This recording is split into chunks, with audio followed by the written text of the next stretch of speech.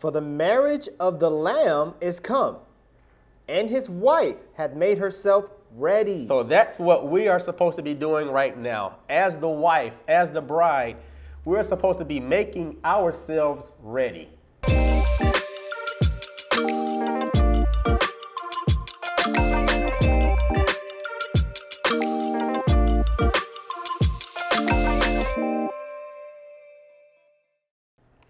Jeremiah chapter 2 and verse 32.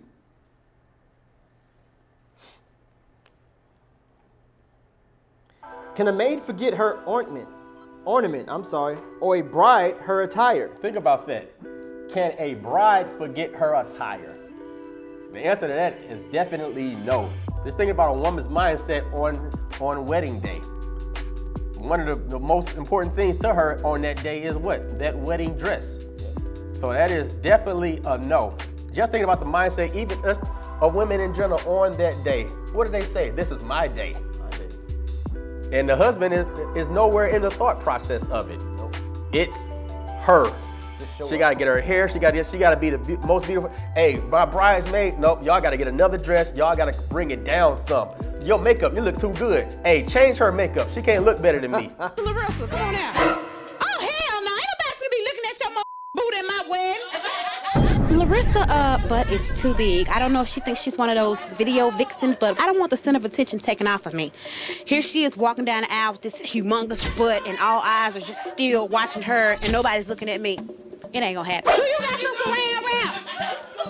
Oh, we gonna have to wrap your ass with something, because you ain't walking down like that.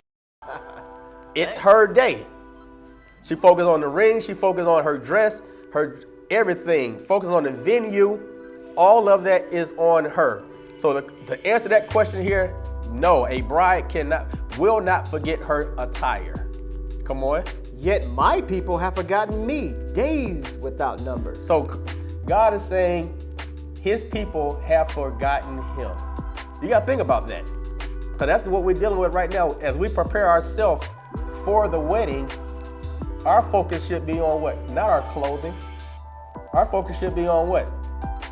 What does the bridegroom want from me? How can I please him? That should be and that goes into our marriages as well. We can't be to the point of we're forgetting about who we marry. How do we overcome that? Through being humble. Through this right here, not forgetting God, not forgetting our spouse. But it's here saying that we have forgotten God. That goes to us right now. Even right now, when you ask majority of Israel, how do we get the kingdom of heaven? The first thing they're going to say is keep the law. Keep the law. That means we've forgotten God. That means we're not having faith and trust in the way that he said we get there. That's why I was trying to point out earlier in the class about the importance of Christ's death, that we're able to come back. Because that should be the first and foremost of that. We remember that there. And then afterwards, we do the law. But first, we got to remember that it would be impossible for us to come back to the Most High in Christ if he did not give us that. If Christ didn't die, be buried, and resurrect. That's what has the faith and trust in that, because a lot goes behind that. That's how we get the covenants back. That's how Northern Kingdom gets to come back, because of the death, burial, and resurrection. So that's first and foremost. If we don't have trust in that day, everything we've done is for naught. It's not going anywhere. So that's how we, being the bride, cannot forget God. Revelations chapter 19 and verse 7. Let us be glad and rejoice and give honor to him. So this is talking about what? Israel being the bride, giving honor to the bridegroom, Christ. Remember, the Most High, he's teaching us spiritual things through the natural things. So this is how a wife should be towards her husband when she's getting married. She should be glad and rejoice and giving honor to her husband. And we should be doing the same thing to Christ. Come on. For the marriage of the Lamb is come, and his wife hath made herself ready. So that's what we are supposed to be doing right now. As the wife, as the bride, we're supposed to be making ourselves ready. Going back, we just went to Jeremiah, that our focus can't be on that gown. Our focus has got to be on how are we going to please our spouse? How are we going to please Christ? What does he want? Not what I think he wants, but no, what does he want? How did he say, I'm going to please him? That's what the woman should be in the regular marriage as well. When she's getting married, her focus should be on not what I want or I think my husband wants. No, I'm going to ask him to find out what he wants so I can please him. Whatever you like. Why keep on saying that? Whatever you like. And we, as Israel, have to be the same way, because we've created all type of stuff that God wants. He don't care now if we do Christmas, we can flip-flop it and make it whatever we want to. Yep. He don't care now. He set a special day for us to meet with him every week on the Sabbath. But he don't really want that. No. He don't really want that. We can do it if we want to. Well, we ain't gonna get punished. So now we're not gonna go to him to find out what his pleasure is. We're gonna say what we think his pleasure is and give him that. That's what women do now, and that's what we as Israel do towards God. We don't ask him what he wants. We say what he wants. That's a crazy thought. Think about that now. What do men want? It don't matter. I know he needs this, and this. Did he say that? Well, no. Did you ask him? No. Well, how do you know what he wants? I mean, don't all men want this? No. How about you ask him what he wants? But again, yeah, you made a perfect example. Yeah. Keep my Sabbath day. I don't care about that no more, man. Every day is a Sabbath day. It don't matter. My Sabbath day, not even his Sabbath day. It's my Sabbath day is every day now. Yeah. Good God Almighty. Let me read. Yeah. Verse 8. And to her was granted that she be arrayed in fine linen, clean and white. For the fine linen is righteousness of saints. So this is how we make ourselves ready. We have to put on fine linen. And it says that fine linen is the righteousness of saints. This is very important here because it says that to be able to marry Christ, we have to put on fine linen. And we know that righteousness is what? The keeping of the commandments. But that's not to get there. Why do I say that? Because we already said yes. That's right. We already accepted Christ. Think about that, because this is the mindset of a lot of Israel right now. They'll read this part. See, the fine linen is righteousness. That's to keep the commandments. But this comes after. This is you putting on the right. He already proposed to you. That's how we got here. He already proposed to you. You said yes. And now you're preparing yourself for the marriage and you're putting on your dress. So you already said yes. You already accepted. And now what? You putting on the righteousness or the dress is what? Is your response to it. That's what the keeping of the law is. The keeping of the law is your response to saying, yes, I accept Christ. Now I'm going to do those things that is pleasing unto him. He said, this is what he wants. That's what I'm going to do. That's my response. But I already said yes. Me saying yes is my faith in trusting in him. Trusting in all of those promises that he made. And now I'm going to keep these laws. Why? Because that's me saying that I do it. That's me preparing myself to go into the marriage. Y'all get it? I hope y'all get it. But guys, that's all Paul was teaching the entire time. Paul wasn't teaching don't do the law. Paul was teaching faith first. If it's not faith first, then what's going to happen?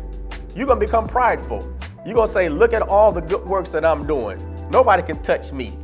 I'm traveling all around the world. I'm waking up everybody. Ain't nobody doing it like me. God don't care about that. Ain't nobody doing it like me. Yeah, that's what people say. Ain't nobody doing it like us. Until they traveling the world and teaching like us and doing like us, I don't got to hear nothing they got to say. Where is that in the Bible? It's not competition. It says to seek out your own salvation with fear and trembling. It ain't no what you doing and comparing yourself to somebody else. God is judging your heart. He ain't judging your works per se. Now, when you understand, your work's gonna come out because they are the witness to your heart. But he's judging your heart because why? All those works could be for yourself. Yeah. All those works from the whole time. Your mentality is, I'm doing all of this for this reward. And then going to, like Sister Ella said earlier in the class, that you ain't building a relationship with Christ and God. You know nothing about them. All those works was for you. so that you can walk those gold streets, so you can have that mansion, so you can have whatever else you had in your mind and know nothing about Christ. And you're going to get to that point and say, I never knew you. You didn't make yourself ready for me. You know nothing about me. You don't know what I wanted. You know what you wanted. When you come to the throne, be like that right here. Who that nigga right there? Hey, security, get him on out of here. Get him on out of here. I don't know them. Who invited them to the party? Get on out of here. You're right. One more. Let's get 2 Corinthians 11.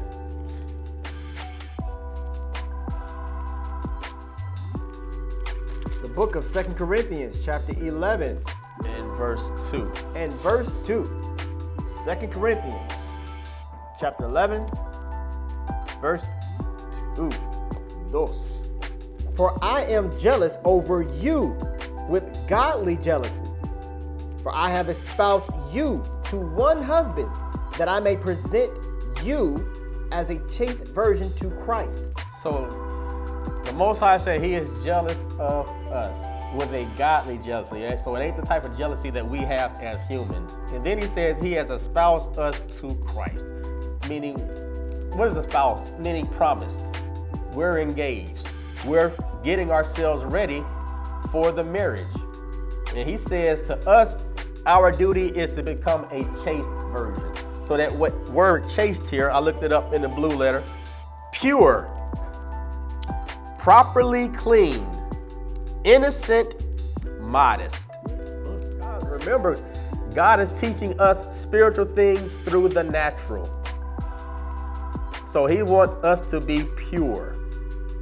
We understand that what makes us pure? The law makes us pure.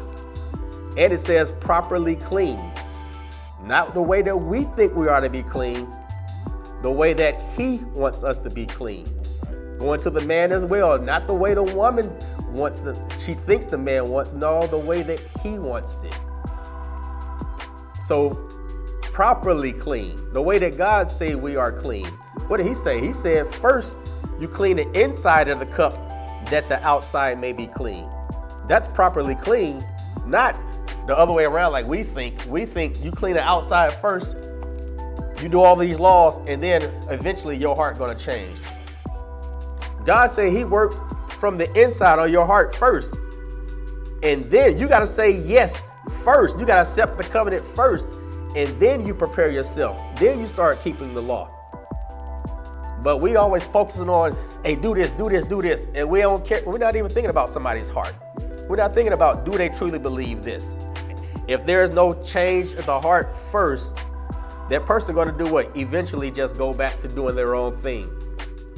They're not going to prepare themselves for Christ. They're not going to be pure. They're not going to be properly clean, innocent, and modest.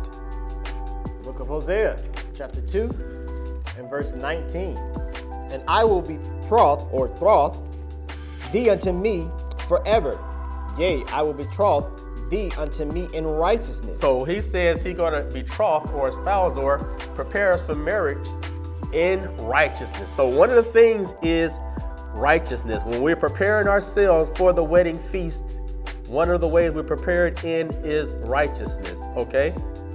And in judgment. Also in judgment, meaning what? Righteous judgment. We know according to the Bible, righteous judgment is it's set up. You got to have witnesses, 2 or 3 witnesses. And it says that the judges, they are diligently searching out. Not like they got set up in the court system now. The court system now, what? People bring stuff for the judge. The judge ain't even asking questions. He ain't digging in trying to figure it out. They bringing their stuff to him and he's trying to cipher through it. No, the judge supposed to be doing the investigation to figure out what's going on. That's righteous judgment. He's doing a diligent search. He's going through all the evidence. That's how we are to do it. When one another, that's one of the problems in the Bible, and we do it even today, that when there is a disagreement, we start using these things to get over on a person.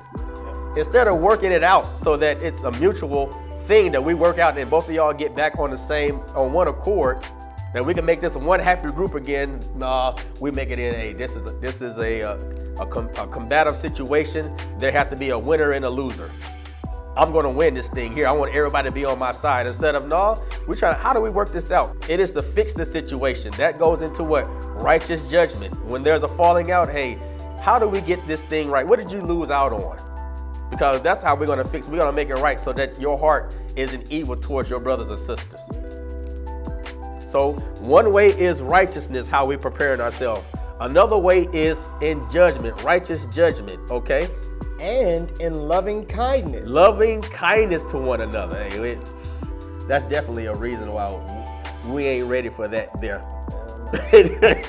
Ain't no loving, there's no trust in us at all. Ain't no loving kindness anywhere near us. But these are the things that we have to work on. And we're saying we're preparing ourselves for the wedding.